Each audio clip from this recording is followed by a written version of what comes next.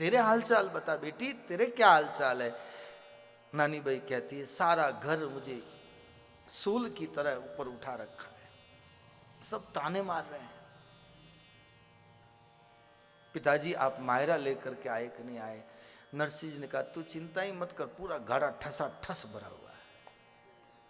अब गाड़े में क्या है आपने सब सुन लिया। लेकिन नानी भाई बड़ी भोली है, क्या करें।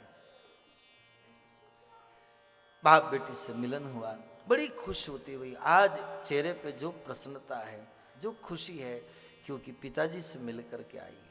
हर बेटियों की जो प्रसन्नता है, ये पियर के लोगों से मिलकर कितना चेहरा खिल जाता है। देखो आप, कितना चेहरा खिल जाता है। पिताजी से मिलके जा रही, तो चेहरे पे इतनी प्रसन्नता देखकर जैसे घर में आई, और रिपोर्ट तो मिल गई थी बीआईजी से कि भाई ये तो तुम्बा तुम्बी लाए न, लंगोटियां लाए न, टोपियां लाए। और सासू जी तो आग बबूला हो रही है। चौक में बैठी थी, बड़ी हवेली थी। अब सासू के कोई काम नहीं होता तो वैसे चौक में बैठ जाती यूं पांव करके। अब नानी भाई आई, सखियां सब बधावा गीत गाती गाती अपने घर गई, और जैसे ही नानी भाई को देखा, चेहरे पे खुशी प्रसन्नता, तो सासू जी को बर्दाश्त नहीं हुई।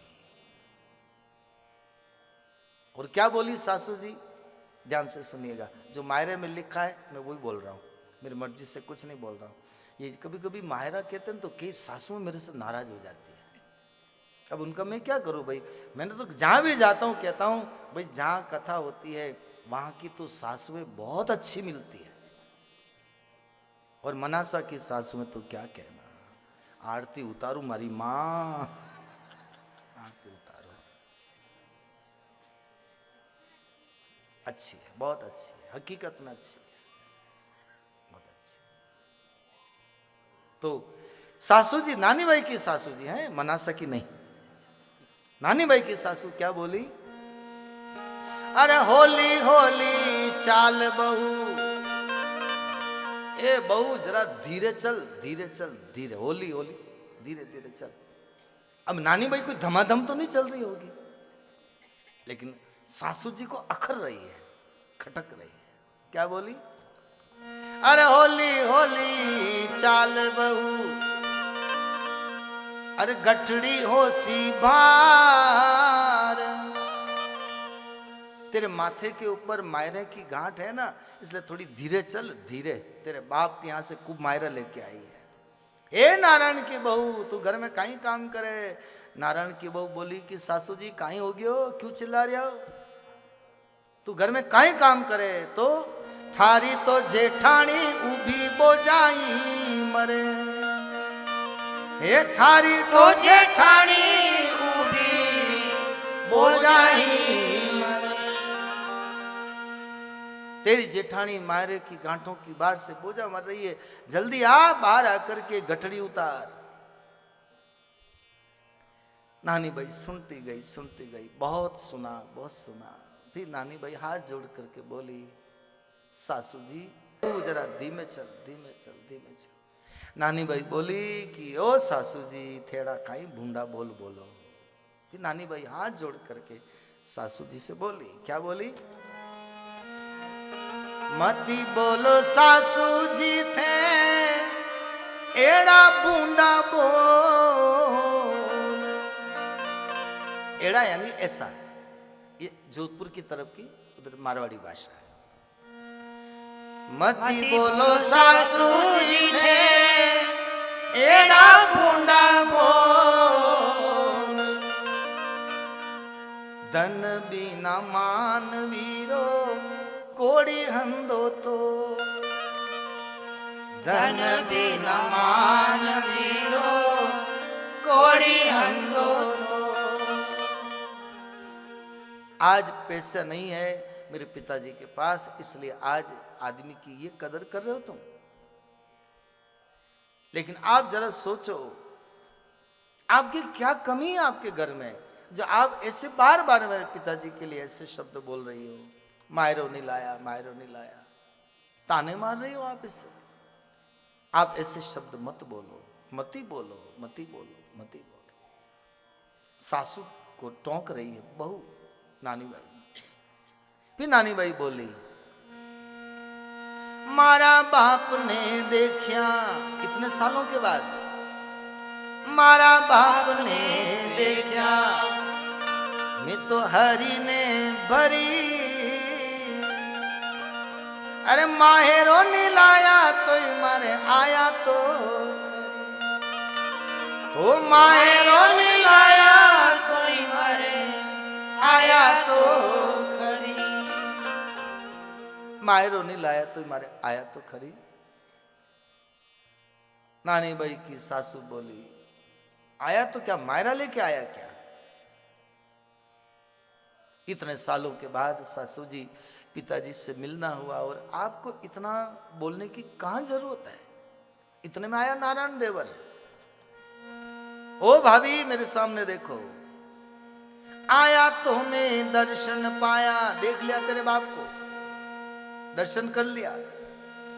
आया तो मैं दर्शन पाया, पाछा मेल दो गरा, वापस घर रवाना करो जूनागढ़। नानी बाई ने कहा कि मेरे पिताजी से आपको इतनी तकलीफ क्या हो रही है? तब नारायण देवर बोला, थारा बाप ने देखा मैं तो लाजा ही मरा, थारा बाप ने देखा मैं तो लाजा ही मरा। मेरे पिताजी से आपको लाज क्यों आती है? फिर नारायण देवर बोला, मांग मांग खावे तेरा बाप। हे भाभी सुनो, मांग मांग खावे यो तो पेट भरे, अरे माहे रोयो मोड़ियो कठा सू भरे, अरे माहे रोयो मोड़ियो कठा सू भरे। तेरा बाप मांग के खाता है या तुम मायरा भरना है? कहां से भरे तेरा बाप मायरा? नानी बाई बोली, मेरा बाप मांग के खाता है, इसमें आपको तकलीफ कहां हुई?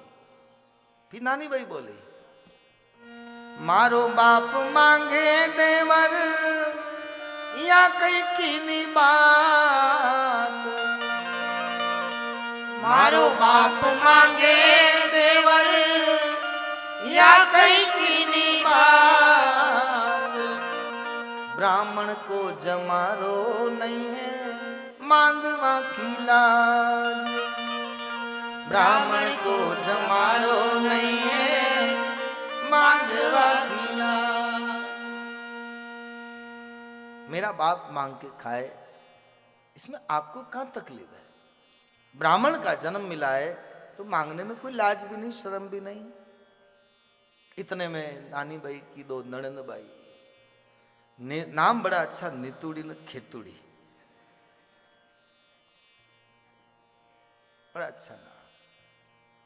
वो आई और वो क्या बोली, अरे मत करो भाभी, ओ भाभी इतना गुस्सा तुम किस पे कर रही हो? मत करो भाभी थे अतरियारीस,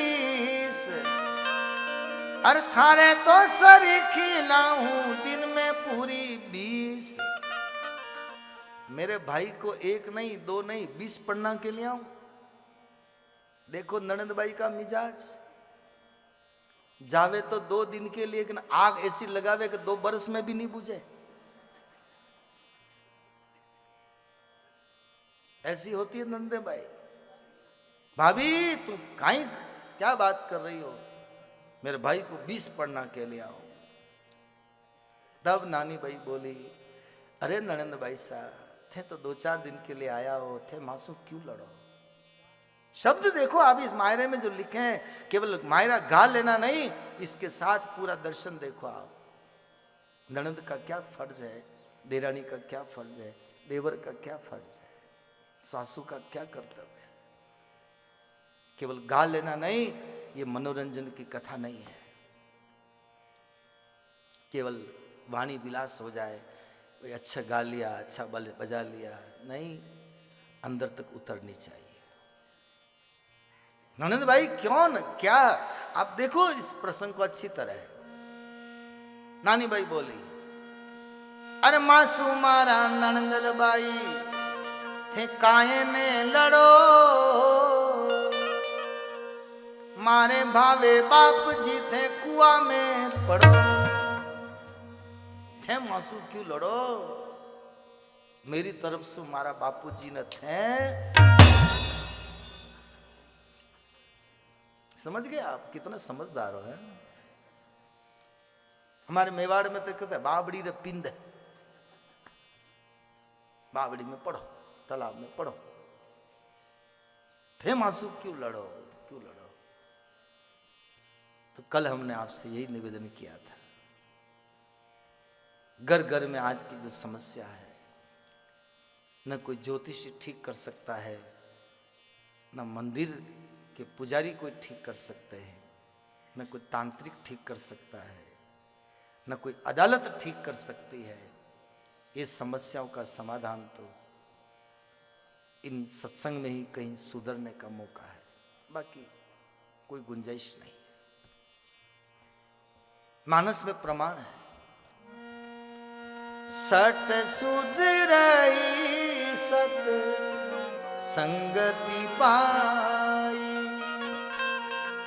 शट आदमी, मूर्ख आदमी, नादान आदमी सत्संग में बैठेगा तो सुधर सकता है।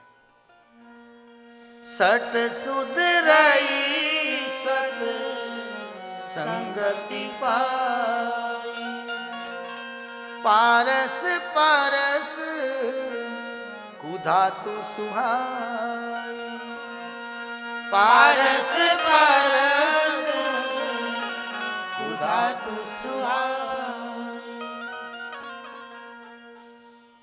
पारस पत्थर के संग से लोहा सोना बन जाता है, वैसे सत्संग में बैठकर आदमी अपना थोड़ा गुण धर्म बदल सकता है। शरीर नहीं बदलता, लेकिन उसका गुण धर्म बदल जाता है। 1 किलो का लोहे का कोई टुकड़ा हो और पारस पत्थर को स्पर्श कराए तो 1 किलो सोना बनेगा। उसके वजन में कमी नहीं होगी, उसका गुण धर्म बदल जाएगा। जो लोहा है वो सोना बन जाता है, जो लोहे की जैसी कीमत थी उसकी कीमत बढ़ जाती है। इसलिए जो जो सत्संग में जाते हैं उन लोगों की कीमत कितनी हो जाती है, और जो सत्संग से दूर रहते हैं उनको कौन पूछता है। मैं तो कई जगह, इतनी जगह घूमता हूँ, देखता हूँ कई बेटियां जब सत्संग में रमती है माँ के साथ, पिता के साथ, परिवार के साथ, घर में कीर्तन होता है, सत्संग होता है, छोटी छोटी बच्चियां ढोलक बजाना सीख जाती है। यही बेटियां जब बड़ी होती है ससुराल जाती है और कहीं सत्संग में हो, फिर सासू जी को कहे कि वहाँ सत्संग हो रहा है, उस मंदिर में आज एकादशी है, चलो ना थोड़ा दर्शन करके आए। वो बहू फिर सासू जी के साथ दर्शन करने जाए और माता बहनें ऐसे भजन गाए, फिर देखे कि मंदिर में ढोलक पड़ी है तो फिर मंगवाए। तो फिर सासू जी से पूछे कि आप कहो तो मैं ढोलक बजाऊं। तो फिर सासू जी कहे कि तेरे को बजाना आता है क्या, कि हाँ। और फिर ढोलक उतार के लाए न, फिर वो बहू ढोलक बजाए और कीर्तन में आनंद आ जाए। तब सब, और स्त्रियां नहीं कहती अरे भैया किसकी बहू है, अरे भाई किसकी बहू। अब सासू जी का तो पत्ता साफ और बहू जी का मान बढ़ गया। देखो सासू जी रोज जाती है, भले इतना मान नहीं मिलेगा, लेकिन एक ढोलक बजा दी उस बहू ने तो उसका मान बढ़ गया। फिर कभी जाए तो अरे भाई फलाने घर की उस बहू को बुलाओ, अरे उसको बुलाओ, अरे आवे तो यहाँ बैठाओ, आगे बैठाओ, आगे बैठाओ। ये मान बढ़ता है सत्संग में जाने से। पैसे वालों का मान अपनी जगह है, लेकिन सत्संग का मान अपनी जगह है। तो सट सुधरई सत्संगति पाई। सुधरने की कोई गुंजाइश है तो केवल सत्संग है। हमारे कई ऐसे प्रमाण आए हैं, जो सास बहू आपस में झगड़ा करती है, वो कथा सुन करके एक थाली में रोटी खाने लग जाए, ये कथा का फल है। और ऐसे रिजल्ट आए हैं, इसलिए मैं आपसे कह रहा हूं। कुछ बातों पर हम ज्यादा जोर इसलिए देते हैं क्योंकि परिवार की समस्याएं बड़ी विकट होती जा रही है। सासुएं अपनी बहुओं को बहू न समझे, अपनी बेटियां समझे, बेटियों जैसा प्यार मिले। हमारे संत तो कहते हैं बेटियों बहुओं को इतना प्यार दो, इतना प्यार दो, इतना प्यार दो कि अपने वो माता पिता के घर के टेलीफोन के नंबर ही भूल जाए। इतना प्रेम दो, इतना प्रेम दो। 20 साल तक उन माता पिता ने प्रेम दिया, अब तो जीवन भर बुढ़ापे तक आपके घर में उनको जीवन निकालना है, तो ज्यादा समय आपके साथ गुजरने वाला है, तो कुछ जिम्मेदारी हमारी बढ़ जाती है। तो प्रेम की जरूरत है। और प्रेम किसी से भी करो, कहीं भी करो, जानवर से भी करो, लेकिन प्रेम का नाम ही ईश्वर है। प्रेम का नाम ही ईश्वर है। तो बहुओं को इतना प्यार दो, इतना प्रेम करो, बेटी की तरह। बेटी को इतना मान देते हो, सम्मान देते हो, लेकिन बहुओं से वैर करते, बहुओं से दुश्मनी करते, फिर आगे बुढ़ापे में थोड़ी स्थितियां बिगड़ सकती है। अभी एफडी करा दो, 10 साल बाद, 20 साल बाद LIC जब मेच्योर होती ना, टाइम क्या बोलते, पूरा होता है, तब बोनस में ब्याज समेत तो सब मिलता है।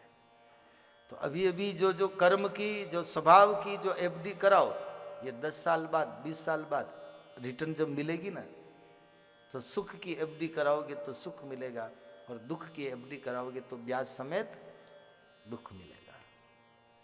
मानो न मानो मगर ये सत्य है। दूसरा, बहू को चाहिए कि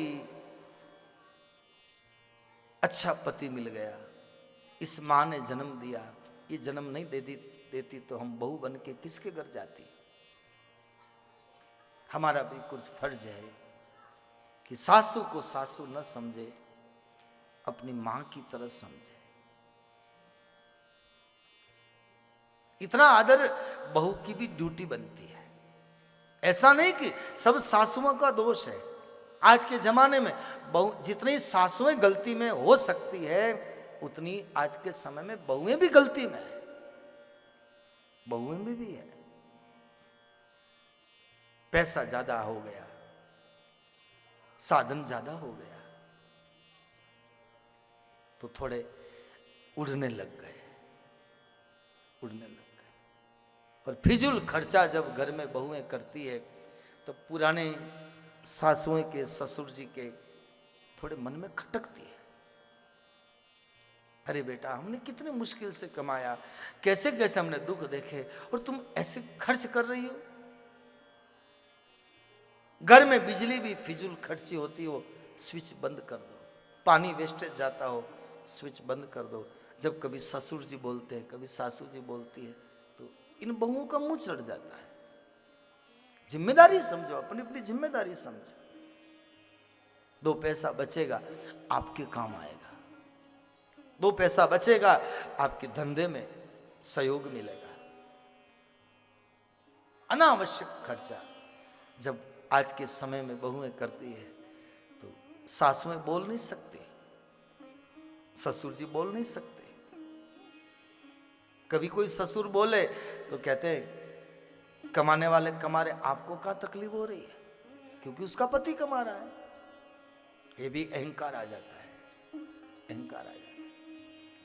लेकिन कल का वक्त किसी ने नहीं देखा है, किसके आगे हाथ फैलाना पड़े, कब कौन बीमारी आ जाए, किसमें पैसा लग जाए।